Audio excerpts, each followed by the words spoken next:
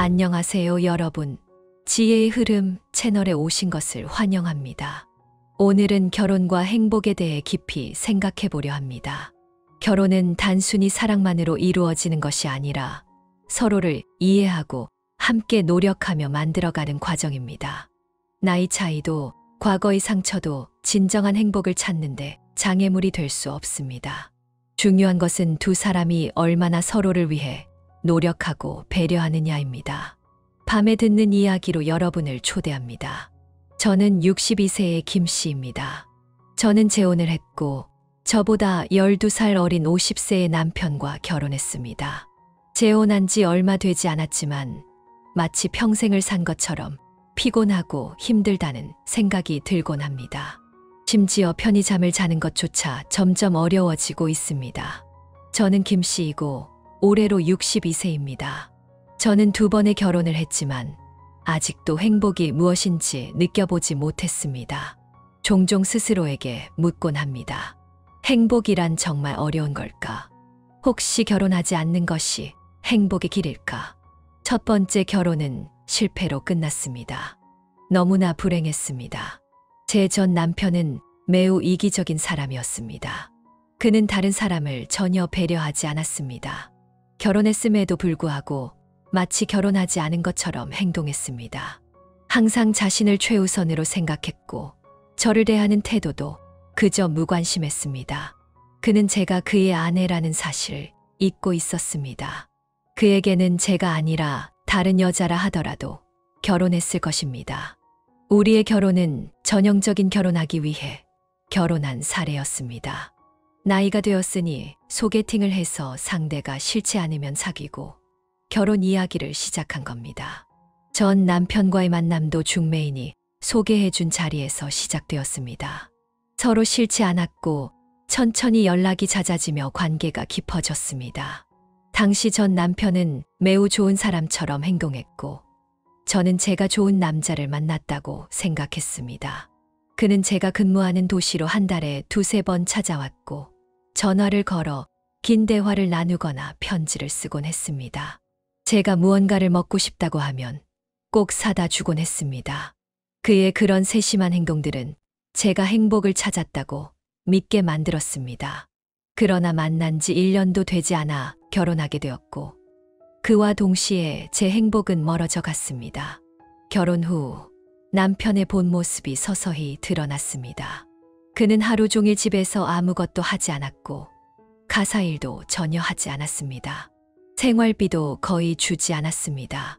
그는 대부분의 시간을 밖에서 친구들과 보내며 허송세월을 보냈습니다. 카드놀이를 하거나 맛집에 가는 것만 신경 쓰는 사람이었습니다. 더욱 견디기 어려웠던 것은 남편이 밖에서 들은 이야기를 그대로 믿고 집에 와서는 난리를 피운다는 점이었습니다. 겨우 모은 돈도 남편이 다 써버렸습니다. 제가 무언가 불만을 제기하면 그는 내 돈은 내가 알아서 쓴다. 내가 간섭할 필요 없어 라고 하거나 내가 내 돈을 다 가져가려고 하는 거 아니냐 라고 말했습니다. 하지만 사실 저는 그의 돈을 관리할 생각조차 없었습니다. 예를 들어 그가 저에게 100만 원을 주었다가 나중에는 150만 원을 가져가는 식이었습니다. 만약 제가 돈을 주지 않으면 그는 저를 이기적이라며 비난했습니다. 결혼 초 몇 년간 그는 뭔가를 하려고 할 때마다 제가 돈과 노력을 아끼지 않고 지원했습니다. 그러나 결과적으로는 원금조차 돌려받지 못했으며 오히려 저를 탓했습니다. 그렇게 거의 10년이 흘렀지만 그는 아무런 성과도 내지 못했습니다. 이후 저는 그를 더 이상 신경 쓰고 싶지 않았습니다. 다시는 그에게 투자하거나 돈을 주고 싶지 않았습니다. 그런데도 제가 돈을 주지 않으면 그는 술에 취한 채로 화를 내고 심지어 그릇을 던지는 등 폭력적인 행동을 보였습니다. 결국 이런 삶에 지친 저는 이혼을 결심했습니다. 이혼 후에는 보지 않으면 마음도 편하다는 생각으로 그와 완전히 관계를 끊었습니다. 이혼 후 저는 처음에는 재혼을 생각하지 않았습니다. 사실 저는 결혼이 두려웠습니다. 또다시 상처받을까봐, 또다시 결혼이 불행할까봐 두려웠습니다. 친구들은 저에게 말했습니다. 젊을 때 빨리 새로운 사람을 만나야 나이 들어 혼자 외롭지 않고 의지할 사람도 생기지 않겠어. 라고요. 그들은 제게 예전 결혼이 불행했던 것은 사람이 잘못됐을 뿐이라며 모든 결혼이 불행한 건 아니고 모든 남자가 제 전 남편처럼 무능하고 고집스럽고 남의 말을 듣지 않는 건 아니라고 했습니다. 곰곰이 생각해보니 어쩌면 제가 만난 사람이 잘못된 것일 수도 있겠다는 생각이 들었습니다. 하지만 그렇다고 해서 저는 다시 누군가를 만나고 싶은 마음이 들지 않았습니다. 그냥 자연스럽게 흐르는 대로 살기로 했습니다. 첫째, 실패한 결혼에서 벗어날 시간을 제 자신에게 주고 싶었습니다. 둘째, 편안한 시간을 보내고 싶었습니다. 괜찮은 사람이 있으면 알아보고 없다면 혼자 지내도 괜찮다고 생각했습니다. 저는 일이 있었고 수입도 괜찮았기에 재혼이 꼭 필요한 것은 아니었습니다. 하지만 전혀 예상하지 못했던 일이 일어났습니다. 제가 62세였을 때 지금의 남편을 만났습니다. 저보다 14살 어린 남자였습니다. 처음에는 그저 평범한 친구로만 지냈습니다. 제가 나이가 더 많으니 그런 감정은 전혀 없었습니다. 그런데 갑자기 그가 저에게 고백을 했습니다. 저를 좋아하게 되었고 저를 위해 노력할 기회를 달라고 했습니다. 처음에는 장난인 줄 알았습니다. 그래서 저는 거절했습니다. 하지만 그는 포기하지 않았습니다. 매일 퇴근길에 저를 데리러 오고 주말이면 함께 놀러 가자며 찾아왔습니다. 꽃을 사주고 맛있는 것도 사다 주었습니다. 말도 달콤하게 하고 행동도 저를 먼저 생각해 주었습니다. 끈질기게 다가오는 그의 모습에 점점 마음이 흔들렸습니다. 결국 저는 그와 한번 만나보기로 했습니다. 하지만 결혼을 하고 나서야 그는 결코 순진한 사람이 아니란 걸 알게 되었습니다. 그는 따뜻한 사람이지만 저에게만 그런 것이 아니었습니다. 모두에게 친절했습니다. 예를 들어 함께 여행을 갔을 때 다른 여성이 무거운 짐을 들어달라고 하면 그는 거절하지 않았습니다. 그때 저는 제 짐도 스스로 들고 있었는데 그는 제 걱정은 하지 않고 다른 사람의 짐을 들어줬습니다. 도대체 무슨 생각인지 이해가 되지 않았습니다. 또 이해가 안 되는 점은 남편이 게임을 너무 좋아한다는 것입니다. 밤낮을 가리지 않고 게임을 했습니다. 남편은 프리랜서였기에 일이 있을 때만 나가서 일하고 일이 없을 때는 하루 종일 게임만 했습니다. 다른 취미도 없이 오직 게임만 했습니다. 게임을 하면서 소리를 지르고 흥분하면 욕설도 했습니다. 키보드 소리도 엄청나게 컸습니다. 몇 번이나 저는 깊이 잠든 도중 그의 고함 소리나 키보드 내던지는 소리에 깜짝 놀라 깨어났습니다. 이런 문제로 저는 남편과 여러 번 이야기했습니다. 밤에는 조금 조용히 해달라고 말했습니다. 남편은 출근하지 않으니 낮에 잘 수 있지만 저는 그렇지 않다고 했습니다. 저는 그가 게임하는 것을 반대하지 않지만 조금 조용히 하거나 문을 닫아달라고 부탁했습니다. 하지만 며칠 동안만 조용하다가 다시 원래대로 돌아갔습니다. 정말 지치고 힘들었습니다.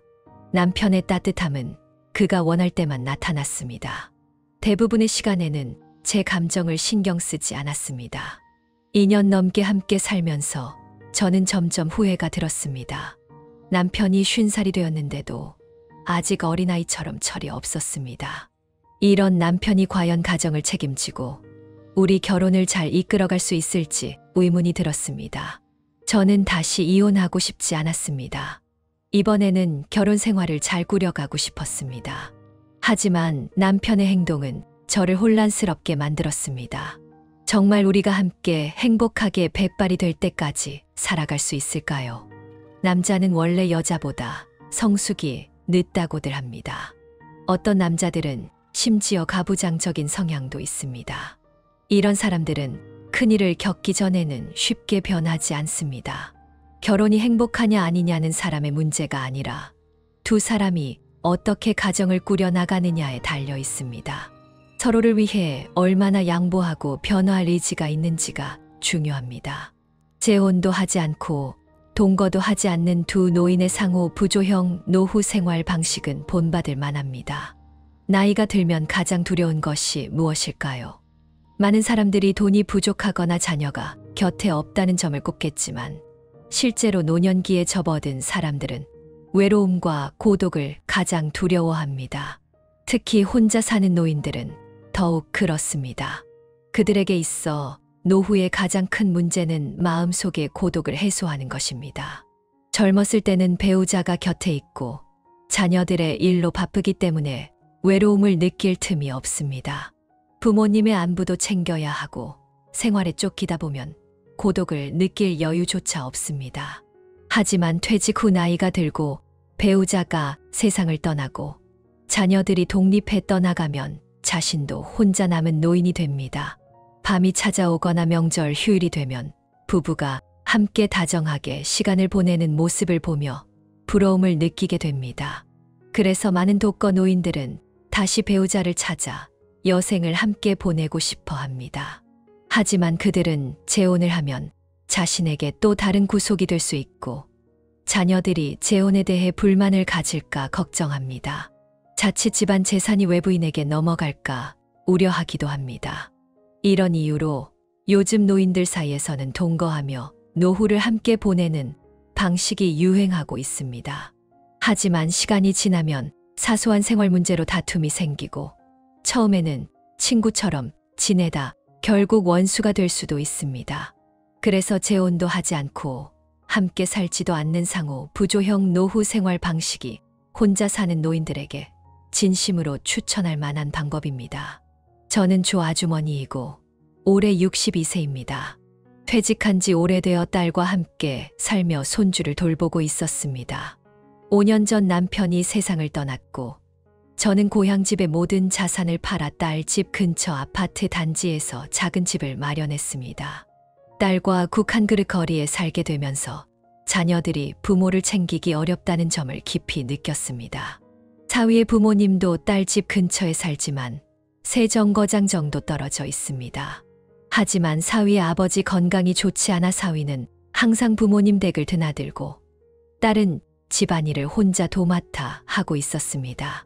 이제 외손자가 학교에 다니고 딸내도 안정되었지만 사위는 여전히 바쁘게 지내고 있습니다. 그 이유는 사위 부모님의 건강 상태가 좋지 않기 때문입니다. 이런 모습을 보면서 저는 나이가 들면 나만의 짝이 필요하다는 생각이 점점 들었습니다. 예전에는 손주를 돌보느라 이런 생각을 할 여유가 없었지만 이제 손주도 학교에 다니고 딸내도 제 도움이 필요 없으니 제 노후를 진지하게 고민해야 할 때가 왔습니다. 처음에는 태극권 동호회에서 만난 이씨 아저씨가 저에게 잠시 교제해보자고 제안했습니다. 양쪽 자녀들이 반대하지 않으면 혼인신고를 하고 재혼하자는 것이었습니다. 이씨 아저씨는 혼인신고 없이 동거만 하면 남자가 더 많이 희생하게 되고 나중에 거동이 불편해지면 여자가 책임을 회피할까봐 걱정했습니다. 저는 이씨 아저씨가 너무 걱정이 많다고 생각했습니다. 요즘 노인들 중에 몇이나 혼인신고를 하면서 재혼을 할까요? 자녀들이 재산 문제를 걱정할 수도 있고 노인 스스로도 번거롭게 느끼기 때문입니다. 그 후 딸의 동네에서 만난 전 선생님이 저에게 잠시 교제해보자고 했습니다. 서로 만족하면 함께 살자고 했지만 혼인신고는 하지 말자고 했습니다. 전 선생님은 함께 살게 되면 생활비는 반드시 양쪽이 똑같이 부담해야 한다고 했습니다. 어차피 우리는 젊은 사람들이 아니고 중간에 만난 사이이니 더 이상 큰 목표는 없고 단지 서로를 위로하며 사는 것이라고 했습니다. 저는 전 선생님과 3개월 정도 교제한 후 전 선생님이 저에게 그의 집으로 이사 오라고 제안했습니다. 첫째, 그의 집은 크고 모든 시설이 최신식이며 주방도 새로 전부 교체했다고 했습니다. 둘째, 그의 며느리가 둘째 아이를 출산할 예정이라 제가 이사 오면 산후조리원에서 돌아온 며느리가 바로 그 집에서 지낼 수 있고 저는 전 선생님과 함께 손주를 돌볼 수 있다고 했습니다. 셋째, 전 선생님은 본인이 조건이 좋고 쾌적한 주거 환경을 제공하니 저는 집안일을 모두 맡아야 한다고 했습니다. 하지만 저는 나이가 들었을 뿐이지 어리석지는 않았습니다. 그가 저를 진심으로 생각하는지 아니면 이용하려는 건지 분명히 구분할 수 있었습니다. 그래서 저는 전 선생님의 동거 제안을 거절했습니다. 나이가 들어 외로울 수는 있지만 그렇다고 제 자신을 억누르며 살 필요는 없다고 생각했습니다. 남녀 사이의 관계는 젊었을 때는 서로 도우며 함께 성장하지만 나이가 들면 서로에게 마음의 위로와 의지가 되어주는 것이 중요합니다. 물론 가끔은 스킨십도 있을 수 있지만 무엇보다 중요한 것은 마음의 교감과 위로입니다. 그래서 저는 누구와도 혼인신고를 하지 않고 동거도 하지 않으며 서로의 영혼을 위로하는 동반자가 되기로 결심했습니다. 아침에 서로 안부를 묻고 작은 병이 생기면 서로 돌봐주고 정말 스스로 움직일 수 없게 되었을 때도 부담을 주지 않는 관계. 작은 병은 병원에서 치료하고 큰 병은 운명에 맡기며 자녀에게 짐이 되지 않고 스스로 품위 있게 생을 마감하는 것이 저의 바람입니다. 작년 말 우리 동네 커뮤니티에서 한 독거 노인이 단체 채팅방에 글을 올렸습니다. 감기약이 떨어졌는데 몸이 아파서 혼자 내려갈 수 없으니 혹시 도와줄 사람이 있냐는 글이었습니다. 저는 우연히 그 글을 보고 그의 전화번호를 적어두었습니다. 집에서 약을 챙기고 따뜻한 죽도 한 솥 끓여 보온병에 담아 그에게 전화를 걸고 약과 죽을 전달하러 갔습니다. 그렇게 우리는 서로 연락처를 주고받고 저는 매일 아침 그의 건강 상태를 물어보고 먹고 싶은 것이 있으면 물어봤습니다. 제 딸은 저를 보며 엄마는 참 따뜻하고 착한 사람이야. 마음이 고운 사람에게는 좋은 일이 생길 거야. 라고 말했습니다. 그는 63세의 박 어르신이었습니다. 몇 년 전 배우자가 세상을 떠났고 외아들은 멀리 떨어져 살아서 혼자 지내고 있었습니다. 박 어르신은 당시 몸이 안 좋은 상황에서 혹시나 좋은 사람이 있기를 바라며 도움을 요청했다고 했습니다. 저는 일주일 동안 박 어르신께 음식을 가져다 드렸습니다. 몸이 나아진 후 그는 저에게 고맙다며 식사값을 계산하려 했지만 저는 괜찮다고 했습니다.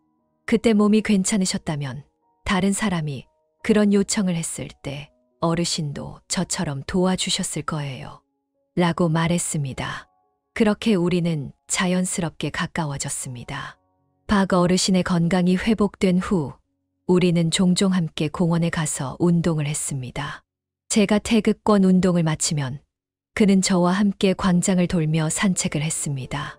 함께 시장을 보러 가기도 하고 가끔은 서로의 집에서 밥을 먹기도 했습니다. 그의 아들이 좋은 음식이나 차, 과일을 보내오면 우리 둘이 함께 나누어 먹었습니다. 주변 사람들이 저에게 박 어르신과 함께 사는 것이냐고 물었지만 저는 이렇게 말했습니다. 우리는 혼인신고를 하지도 않고 함께 살지도 않아요. 우리는 노년의 길에서 서로의 영혼을 위로하고 서로를 응원하며 행복한 삶을 즐기는 동반자일 뿐이에요. 3월이 되었을 때 저와 박 어르신은 함께 여행을 가기로 상의했습니다. 서로 동행하되 함께 살지 않고 서로 좋은 버스로 아름다운 풍경을 즐기고 맛있는 음식을 나누기로 했습니다. 출발하기 전 우리는 모든 비용은 각자 부담하기로 약속했고 금전적인 문제에는 관여하지 않기로 했습니다. 단지 여행 중 서로의 좋은 친구이자 동반자가 되기로 한 것입니다. 하지만 한 달이 넘는 여행 동안 박 어르신은 저보다 더 많은 비용을 지불했습니다. 특히 여행 중 제가 갑자기 아파서 3일 동안 병원에 입원했을 때 지역보험이 적용되지 않아 병원비가 많이 나왔습니다. 박 어르신은 제게 대신 병원비를 내주겠다고 했고 절대 돌려주지 말라고 했습니다. 이번 여행을 통해 저는 단순한 동반자를 넘어선 진심 어린 동행의 의미를 깊이 느꼈습니다. 정말 마음이 따뜻해졌습니다. 저와 박 어르신은 앞으로도 이렇게 서로를 의지하며 지내기로 약속했습니다. 결혼도 하지 않고 함께 살지도 않으며 자녀들에게 부담을 주지 않고 우리 스스로 행복하게 지내기로 했습니다. 이런 이야기를 통해 사람들은 인생에서 가장 소중한 것은 나를 이해해주고 사랑해주고 함께해주는 사람이라는 사실을 깨닫게 됩니다. 늦게 찾아온 노년의 우정도 인생을 온전히 완성시킬 수 있습니다. 10년을 함께한 72세 노인이 병을 겪으면서 재혼한 배우자의 진심과 동행의 소중함을 더욱 깊이 이해하게 되었습니다. 젊은 사람들은 로맨틱하고 아름다운 삶을 꿈꾸지만 나이가 들수록 평온하고 잔잔한 삶을 원합니다. 하지만 생로병사는 누구도 피할 수 없는 자연스러운 이치입니다. 저도 혼자가 되었을 때 남은 생을 이렇게 조용히 살아갈 수 있을지 고민한 적이 있습니다. 왜냐하면 현실에서 많은 중년 이후에 결혼이 순탄치 않기 때문입니다. 어떤 사람들은 노인들이 재혼하면 각자 자녀를 챙기느라 서로 이해할 수 없고 때로는 상상하기 힘든 행동을 하기도 한다고 말합니다. 또 어떤 사람들은 노인들의 재혼이 행복할 수 없다고 합니다. 남자는 생활에 보살핌이 필요하고 여자는 자녀를 위해 경제적인 지원이 필요하니 결국 각자 필요한 것을 얻기 위해 만나는 것이라고 합니다. 저는 이성우이고 올해 72세입니다. 재혼한 아내와 함께 산 지 10년이 되었습니다. 하지만 한 번의 병으로 저는 점점 더 아내 없이는 살 수 없게 되었습니다. 그리고 그 병을 통해 아내의 진심과 동행의 중요함을 깊이 깨달았습니다. 저에겐 외지에서 일하며 가정을 이룬 외아들이 있고 큰 손자는 올해 고등학생입니다. 아들이 결혼할 때 저와 아내는 가진 것을 다 털어 아파트와 차를 사주었습니다. 손자가 태어났을 때도 아내가 손주를 3살이 될 때까지 돌봐주었습니다. 하지만 어느 눈 내리는 겨울날 갑작스러운 병으로 아내가 세상을 떠났습니다. 아침에 일어나면 아내가 따뜻한 아침밥을 차려줄 줄 알았는데 방에 들어가 보니 아내는 이미 세상을 떠나 있었습니다. 그때 저는 퇴직까지 2년을 남겨두고 있었습니다. 저희는 함께 은퇴 후의 삶을 수없이 꿈꿨지만 결국 그 시간은 오지 않았고 아내는 저를 남겨두고 먼저 떠났습니다. 아내가 세상을 떠난 지 반년쯤 지나자 주변 사람들은 저에게 새 배우자를 소개해 주기 시작했습니다. 어떤 사람은 함께 살아보자고 했지만 생활비 전부를 제가 부담해야 한다고 했습니다. 또 어떤 사람은 혼인신고를 하고 재혼하자고 했지만 그 대신 그의 아들이 집을 살 수 있도록 금전적 지원을 해줘야 했습니다. 이런 제안들에 저는 마음이 내키지 않았습니다. 그래서 그냥 혼자서 남은 인생을 편안하게 살아가기로 마음먹었습니다. 60세에 은퇴한 뒤 지금의 아내 수미유 씨를 만난다. 그녀는 나보다 7살 어리고 나의 외동딸이 멀리 일하고 있다. 그녀는 남편도 일찍 사망했고 혼자 오래 살았다고 말했다. 알고 보니 우리는 바로 옆 동네에 살고 있었습니다. 공통의 취미 덕분에 우리는 종종 광장이나 공원에서 함께 운동한다. 자연스럽게 우리는 더 가까워졌습니다. 저는 제 아들에게 그녀와의 관계에 대해 말했어요. 제 아들은 제 말에서 뭔가를 알아차렸음에 틀림없고 제게 이런 말을 했습니다. 아버지, 저는 아버지가 행복한 한 배우자를 찾는 것에 반대하지 않습니다. 그러나 혼인신고를 하시면 결혼 전에 재산분할 동의서에 서명해 주시기 바랍니다. 함께 살려면 당신은 당신의 인생에서 가장 작은 세부사항이라도 미리 약속하는 것이 좋을 것입니다. 아들의 조언을 이해하고 저는 자연스럽게 유수미의 생각을 떠봤습니다. 그런데 그녀는 오히려 저보다 더 솔직하게 말했습니다. 진심으로 나와 함께할 생각이 있다면 혼인신고합시다. 우리는 함께 운동한 지 1년이 넘었고 서로 잘 통한다. 저는 혼인신고 전에 재산 분할 계약을 하자고 했고 그녀도 흔쾌히 동의했습니다. 저는 결혼 전 3룸 아파트 한 채와 2천만 원의 저축이 있었고 그녀는 2룸 아파트 한 채와 3,800만 원의 저축이 있었습니다. 처음에는 그녀가 혼자 살면서 그렇게 많은 돈을 어떻게 모았는지 의심이 들기도 했습니다. 혹시 사기를 당하는 건 아닌지 걱정도 했습니다. 하지만 우리는 결혼 후 저는 제 연금 통장과 건강보험 카드를 그녀에게 맡겼습니다. 그녀는 매달 저에게 50만 원의 용돈을 주었고 따로 새 계좌를 만들어 우리 둘의 연금을 그 계좌에 모아두었습니다. 일상적인 지출은 그 카드로 관리하며 매달 꼼꼼히 가계부를 작성했습니다. 결혼 첫 6개월 동안 저는 이런 생활이 꽤 만족스러웠습니다. 유수미는 제 아내이기보다는 더 세심했고 제 취향을 잘 이해해 주었습니다. 무엇보다도 그녀는 괜한 허세를 부리지 않았고 따뜻하면서도 털털했습니다. 결혼 3년 후 유수미의 딸이 결혼을 하게 되었습니다. 저는 원래 300만 원의 축의금을 줄 생각이었지만 어떤 일을 계기로 마음을 바꿔 500만 원을 주었습니다. 그때 저희 어머니께서 입원하셨습니다. 제 두 형수는 여러 핑계를 대며 병원에 오지 않았고 두 형도 유수미가 재혼한 사람이기에 병간호를 부탁하기 어려워했습니다. 그래서 저는 유수미에게 어머니의 입원 사실을 말하지 않았습니다. 하지만 유수미는 제가 한동안 기운이 없고 표정이 어둡자 걱정스러운 눈빛으로 물었습니다. 제가 어머니가 병원에 입원하셨다는 사실을 말하자 그녀는 아무 말도 하지 않고 바로 제 손을 잡고 병원으로 향했습니다. 그녀는 저보다 젊기에 병원에서 2주 동안 어머니 곁을 지켜주었습니다. 이 일에 저희 형제들은 크게 감동했습니다. 형들은 정말 좋은 사람을 만나셨네요. 라며 저를 부러워했습니다.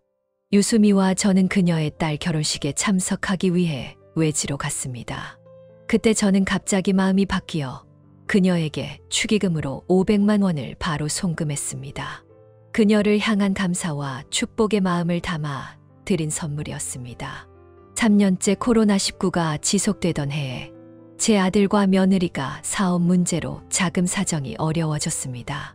그들은 저와 유수미에게 집 대출금을 갚기 위해 돈을 빌려달라고 부탁했습니다. 유수미는 불평도 하지 않았고 거절하지도 않았습니다. 오히려 저와 상의하며 우리가 함께 모아둔 돈으로 아들의 대출금을 먼저 갚아주자고 했습니다. 아들이 부담을 덜 수 있도록 말이죠. 하지만 저는 걱정이 됐습니다. 매달 수입이 넉넉하긴 했지만 제 아들에게만 돈을 빌려주고 유수미의 딸에게는 아무것도 해주지 않으면 혹시나 갈등이 생기지 않을까 걱정됐습니다. 하지만 그건 괜한 걱정이었습니다. 유수미는 오히려 제 아들이 곧 돈을 갚을 것이라고 믿었고 아들과 며느리가 앞으로 더 잘 살게 될 거라고 확신했습니다. 정말 그랬습니다. 며느리는 3년 동안 자주 미디어에서 글을 쓰고 짧은 영상을 촬영하며 수입이 생기는 부업을 시작했습니다. 결국 지난해 아들은 우리에게 빌린 수천만 원을 모두 갚았고 감사의 뜻으로 200만 원의 이자까지 더해 돌려주었습니다. 이 일을 통해 저는 유수미에게 한층 더 깊은 존경심을 갖게 되었습니다. 하지만 저를 감동시킨 일은 이뿐만이 아니었습니다. 작년에 제가 병원에서 수술을 받았을 때 동네 사람들은 제가 건강이 좋지 않다며 유수미가 저를 떠날 것이라는 소문을 퍼뜨렸습니다. 그러나 그런 소문은 모두 틀렸습니다. 유수미는 저를 절대 버리지 않았고 오히려 더 많이 챙겨주었습니다. 매일 병원에 와서 제 곁을 지키고 다양한 이야기를 해주며 저를 웃게 했습니다. 식사도 마치 아이를 돌보듯 정성껏 챙겨주었습니다. 같은 병실에 있던 한 어르신이 저에게 말했습니다. 역시 배우자는 원래 배우자가 최고야. 저는 그분께 말했습니다. 저희는 재혼한 지 10년 된 부부입니다. 그분은 믿지 않았습니다. 옆 침대의 어르신은 몇십 년을 함께 산 원래 부부인데도 병원에 한 번도 오지 않았다며 저를 농담하는 줄 알았습니다. 많은 노인들은 함께 사는 사이든 혼인신고를 한 부부든 한쪽이 병들면 결국 상대방이 떠날 거라고 생각합니다. 하지만 그것은 절대적인 것이 아닙니다. 재혼한 부부 사이에도 진심 어린 사랑과 정이 깊이 쌓여 있습니다. 시간이 쌓이며 함께한 정과 서로를 돕는 마음이 자리 잡는 것입니다. 그래서 저는 말하고 싶습니다. 동거 중인 노인들이든 혼인신고를 한 부부든 서로의 인연을 소중히 여기고 함께할 마지막 여정을 진심으로 아껴야 한다고요. 마음을 열고 진심을 다해 서로를 받아들이고 함께 백발이 되도록 손을 맞잡아야 합니다. 저는 59세의 은퇴한 여성 양복란입니다. 중국 항저우라는 아름다운 도시에 살고 있습니다. 15년 전 제 남편 이강은 갑작스러운 병으로 세상을 떠났습니다. 그때 남편은 겨우 45세였습니다. 그날 오후 하늘에 갑자기 빗방울이 떨어지기 시작했습니다. 저는 주방에서 남편 이강과 아들 이천을 위해 저녁을 준비하고 있었습니다. 그런데 갑자기 2층 침실에서 큰 소리가 들렸습니다. 놀란 저는 서둘러 2층으로 올라갔고 남편이 바닥에 쓰러져 있는 모습을 발견했습니다. 얼굴은 새빨갛고 이마에는 땀이 맺혀 있었습니다. 저는 급히 구급차를 불렀고 남편은 병원으로 이송됐지만 결국 끝내 깨어나지 못했습니다. 이강의 갑작스러운 죽음은 저에게 큰 충격이었습니다. 우리는 20년 동안 결혼 생활을 했고 서로의 사랑도 깊었습니다. 저는 하루 종일 참지 못하고 눈물을 멈출 수가 없었습니다. 아들 이천도 매우 슬퍼했습니다. 그는 막 고등학교를 졸업하고 대학 입시를 준비하고 있었거든요. 이천은 간신히 마음을 추스르고 항저우의 한 대학에 합격했습니다.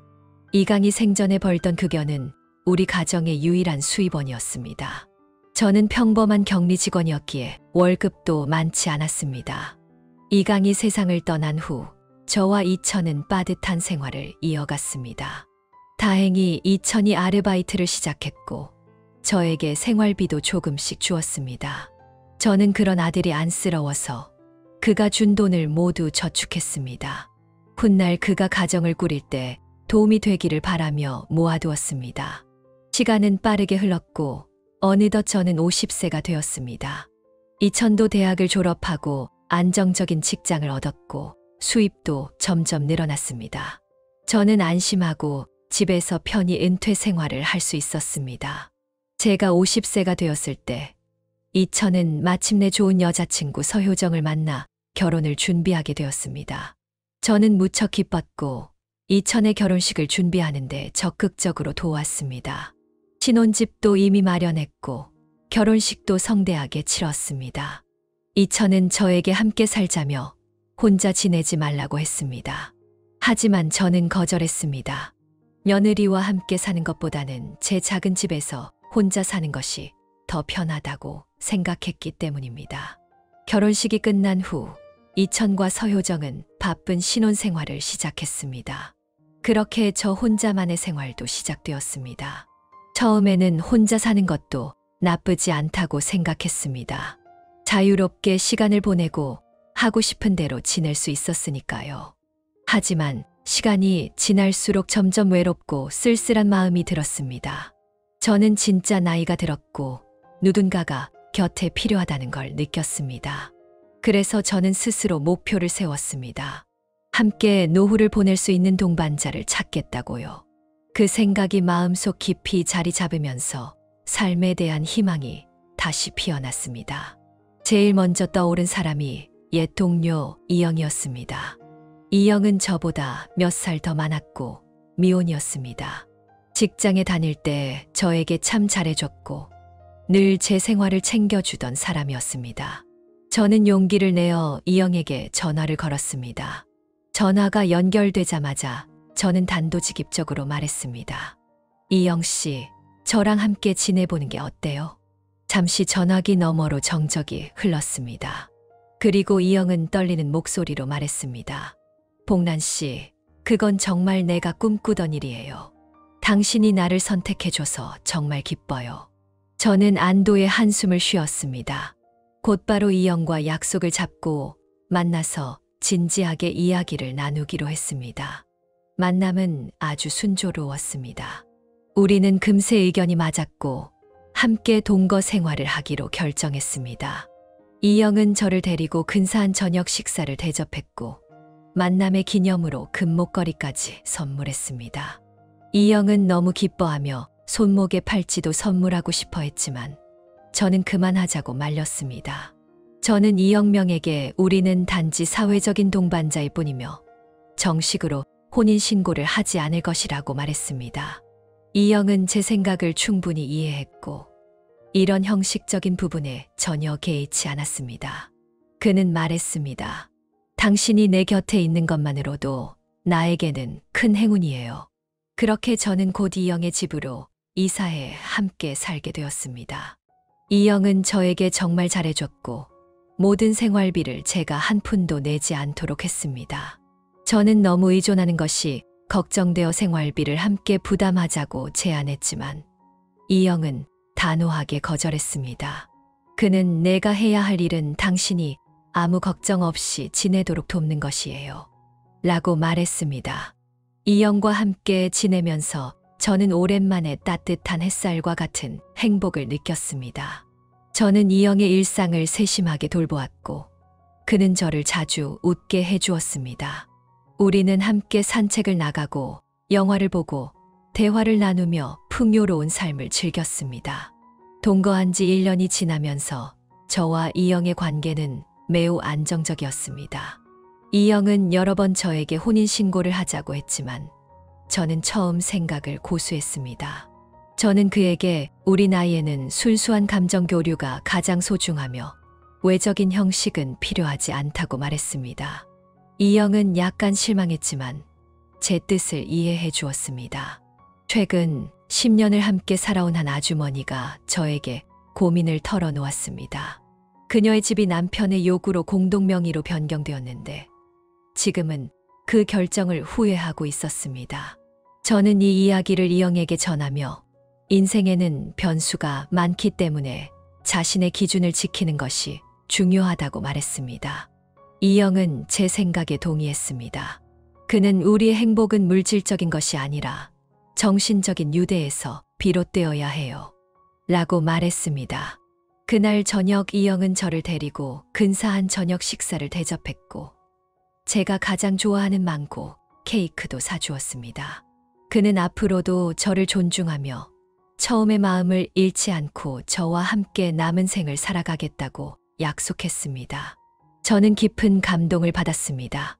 진심으로 저를 이해하고 아껴주는 동반자를 만났다는 사실에 행복했습니다. 이영의 세심한 배려와 사랑은 저에게 오랜만에 따뜻한 온기를 느끼게 해주었습니다. 최근 이영의 몸 상태가 조금 좋지 않아 보였습니다. 저는 병원에 가서 검진을 받으라고 여러 번 권유했지만 그는 계속 미루기만 했습니다. 그래서 제가 직접 나서서 함께 병원에 가서 접수를 하고 진료를 기다리는 동안 옆에서 그를 지켜보았습니다. 의사는 흔히 있는 노인성 질환이라며 약을 처방해주고 생활 습관을 잘 조절하라고 조언했습니다. 저는 이영이 약을 제때 챙겨 먹을 수 있도록 꼼꼼히 도왔습니다. 그의 상태가 호전되는 모습을 보니 마음이 놓였습니다. 저는 가끔 스스로를 농담 삼아 말하곤 했습니다. 처음에 결혼을 망설였던 게 참 우습네. 혹시나 구속될까 두려워했는데 지금은 오히려 자유롭다고 느껴. 진정으로 믿고 이해하는 사람과 함께할 때 진짜 자유를 느낀다는 것을 깨달았습니다. 결국 진정한 결혼이란 법적 구속이 아니라 정신적 안식처라는 사실을 이영이 몸소 보여주었습니다. 이영과 함께하는 하루하루는 오랜만에 느끼는 충실하고 행복한 시간이었습니다. 세상의 일부 사람들은 여성이 나이 들어서 남편을 찾는 것을 부정적으로 보지만 저에게는 그런 비난이 전혀 해당되지 않았습니다. 저는 남편을 돌본다는 생각보다는 다시 삶의 의미를 찾았다고 생각했습니다. 이영도 종종 이렇게 말하곤 했습니다. 당신이 내 삶에 찾아온 건 마치 봄바람이 불어온 것처럼 따뜻했어. 이제 나는 의지할 사람이 생겼고 마음을 터놓을 사람이 생겼어. 서로를 이해하고 곁에서 함께하는 동반자의 존재는 세상 어떤 자유보다도 값진 것이었습니다. 저는 진심으로 이영과의 인연에 감사했습니다. 그리고 과거에 용기 내어 그에게 함께 살자는 제안을 한 저 자신에게도 고마웠습니다. 지금에서야 저는 진정으로 깨달았습니다. 삶의 행복은 언제나 스스로의 선택에서 비롯된다는 것을요. 어둠이 아닌 햇살을 선택하고 절망이 아닌 희망을 선택하면 내 삶은 특별해질 수 있다는 것을요. 또다시 설날이 찾아왔습니다. 올해는 저와 이영이 함께 맞는 세 번째 설날이었습니다.